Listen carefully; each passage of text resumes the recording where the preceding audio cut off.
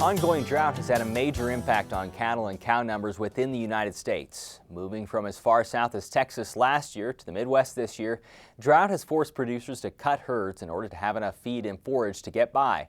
The lack of moisture, though, surely isn't the only factor making a difference in the industry's inventory. The USDA's cattle and calves count of 89.3 million head was the lowest January 1st stock since 1952. The inventory for cows and heifers that had calved on the same date was the smallest since 1941. Last week we talked about the state of the industry and the upcoming breeding season with UNL Animal Science Emeritus Professor Jim Gosey at his farm near Lincoln, where he now raises red Angus cattle. Jim, I'll start with this. Let's just talk about the drought overall. Where we stand right now, just as a cattle industry, can you remember a time where there was so much talk about trying to rebuild a supply with this difficult of circumstances? Certainly not in my tenure of dealing with the beef industry. This is the lowest number of beef cows that we've had since early 50s, and so it presents some real challenges. And as an industry, we have to work very hard to maintain beef demand, given the small number of beef cows that we have. But the productivity per cow has gone up dramatically. And hopefully through management we can continue to maintain a great beef supply. The science is there. The science is there. We've never had as many tools to work with as we have now, and hopefully to manage risk. And I know that this is an opportunity to take some marginal cows out of production and really begin to focus on better genetics and cows that can really produce perhaps in a tougher environment. Can you maybe relate to a casual observer how difficult it is for someone in the beef industry with costs this high, with feed costs this high, and uncertainty in demand? Well, it's very difficult, and the real challenge is to be able to withstand one bad year, two bad years, and then still be in business. So in order to thrive, you have to survive first. Hay costs, for example, are double what they were 2 years ago.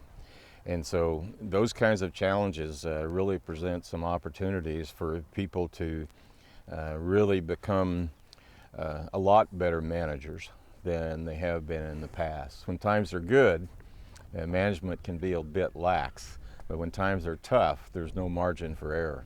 What about your industry here, the seed stock industry? What are some of the challenges you face? Really, I think the challenge is to not stray too far off the center line of functional cattle with really good genetics.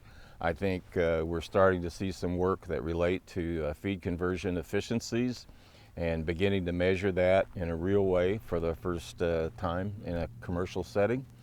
And so there's things like that, as well as DNA enhanced DPDs that offer us a real tool to do things that we weren't able to do 10 or even 15 years ago. And certainly there's probably an opportunity here where you are talking about trying to build up such a stock that's so low.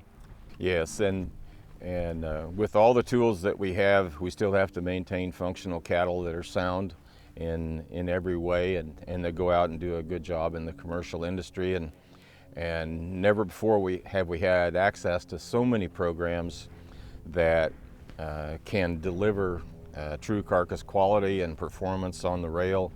And we have a lot of people that are taking advantage of marketing programs where some of these traits are being utilized better. All right, for the producers out there getting ready for breeding season, that are getting through calving season, as these bulls nestle around us, what are some of the things they should be looking at or keeping in mind?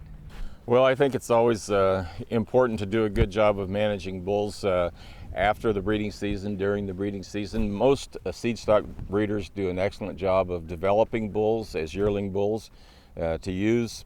But the real trick is how you monitor that bull during the breeding season and how you manage him after the breeding season, not to leave him out with cows too long, and make sure that that bull is developed when he's 18, 19, 20 months of age, after he's pulled away from the cows. And that'll have a lot to do with the longevity that that bull will enjoy in his life, and hopefully he will have a long breeding life. So management after the turnout and after he's pulled out of the cows is really, really important.